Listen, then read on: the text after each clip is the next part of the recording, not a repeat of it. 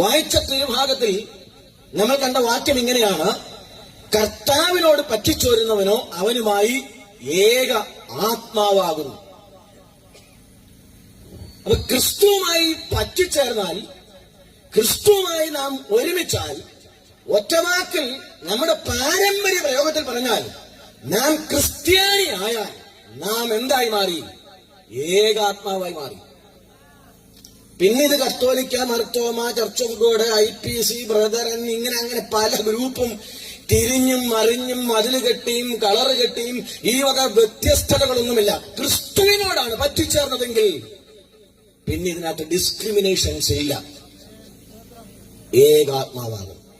അതുകൊണ്ട് തന്നെ ഈ രാത്രി ഞങ്ങളെ ഈ ശബ്ദപരിധിയിൽ കേൾക്കുന്ന ഏവരോടും ഞങ്ങൾ പറയാൻ ആഗ്രഹിക്കുന്ന കാര്യം, ക്രിസ്തുവുമായി ഒരു ബന്ധത്തിലേക്ക് ഈ രാത്രിയിൽ ഞങ്ങളുടെ ഏതെങ്കിലും വാക്കുകൾ നിങ്ങളെ ആകർഷിക്കുന്നെങ്കിൽ, അങ്ങനെ ക്രിസ്തുവുമായി ചേരുന്ന നിങ്ങൾ, അഥവാ ക്രിസ്തു മാർഗത്തിൽ നടക്കാൻ ആഗ്രഹിക്കുന്ന നിങ്ങൾ, ഏതെങ്കിലും ഒരു സംഘടനയോടല്ല ചേരുന്നത്, ഏതെങ്കിലും ഒരു ഗ്രൂപ്പിനോടല്ല ചേരുന്നത്, ഏതെങ്കിലും ഒരു തത്വത്തോടല്ല ചേരുന്നത്, പകരം നിങ്ങൾ ക്രിസ്തുവുമായി ഏകാത്മാവായി മാറുക എന്ന് പറയുന്ന ഒരു ആത്മീയ തത്വത്തിലേക്കാണ് ചേരുന്നത്.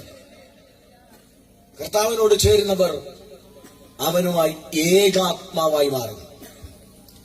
ചേരുക എന്ന വാക്കിനെ ഒന്ന് മനസ്സിലാകാൻ വേണ്ടി ബൈബിളിൽ പറഞ്ഞിരിക്കുന്ന പല പരാമർശങ്ങളുണ്ട്. ഞാൻ നിങ്ങളുടെ അണ്ടർസ്റ്റാൻഡിംഗിലേക്ക് ഒരു കാര്യം പറയാം.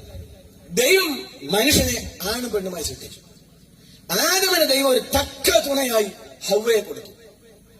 ഹവ്വയെ തന്നെ സ്വന്തമായി മനസ്സിലാക്കിയ ആദം അവളുമായി ചേരുന്നതിനെ കുറിച്ച് ബൈബിൾ പറഞ്ഞിരിക്കുന്നത്, പുരുഷൻ സ്ത്രീയോട് ചേരുന്നു. അടുത്ത വാക്ക് ഇങ്ങനെയാണ്: അവർ ഇരുവരും ഏകദേഹമായി തീരുന്നു.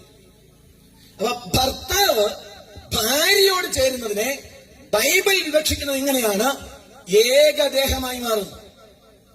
അതുകൊണ്ടാണ് പുതിയ നിയമത്തിന്റെ തത്വത്തിലേക്ക് വരുമ്പോൾ മനുഷ്യൻ ഏക ഭാര്യയുള്ളവനായിരിക്കണമെന്നും മാതൃകയുള്ള ജീവിതമുള്ളവനായിരിക്കണമെന്നും സ്ത്രീ പുരുഷനെ ബഹുമാനിക്കണമെന്നും പുരുഷൻ അവളെ പരിപാലിക്കണമെന്നും ഒക്കെ ബൈബിൾ പുതിയ നിയമത്തിൽ ക്രിസ്തു സഭയുടെ മാതൃകയനുസരിച്ച് എഴുതി വച്ചിരിക്കുന്നത്. കാരണം ഇവർ ഏകദേഹമായി തീരും. ഇനി ഈ മനുഷ്യൻ അല്ലെങ്കിൽ ഈ വ്യക്തി അവൻ ക്രിസ്തുവുമായി ചേരുമ്പോൾ അതിന് പറഞ്ഞിരിക്കുന്ന വാക്കാണ് അവൻ ഏകാത്മാവായി തീരുന്നു. നോക്കണം, ഭാര്യയും ഭർത്താവും ഒരുമിക്കുമ്പോൾ അവർ ഏകദേഹമായി തീരുന്നു. പക്ഷെ ഒരുവൻ ക്രിസ്തുവിനോട് ചേരുമ്പോൾ അവൻ എന്തായി മാറുന്നു? ഏകാത്മാവായി മാറുന്നു. ഇതാ വ്യത്യാസം. ഈ ഏകദേഹത്തിന്റെ ബന്ധത്തിന് ഈ ഭൂമിയിലെ ജീവിതത്തിന് ദൈർഘ്യമേ ഉള്ളൂ. എന്നാൽ ക്രിസ്തുവുമായി ചേരുന്ന ഏകാത്മാവാകുക എന്ന തത്വത്തിന് നിത്യതയുടെ ഘനമുണ്ട്.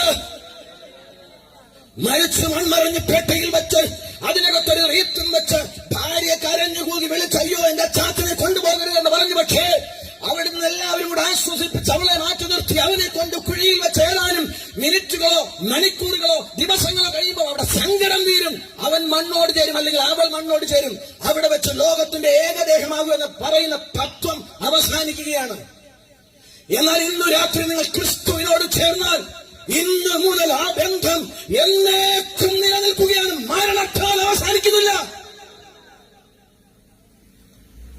മനുഷ്യൻ മനുഷ്യനോട് ചേരുമ്പോൾ, അഥവാ ഭാര്യ ഭർത്താവിനോട് ചേരുമ്പോൾ, ഭർത്താവ് ഭാര്യയോട് ചേരുമ്പോൾ ഏകദേഹമാകുന്നു. എന്നാൽ മനുഷ്യൻ ക്രിസ്തുവിനോട് ചേരുമ്പോൾ അവൻ ഏകാത്മാവായി മാറുന്നു.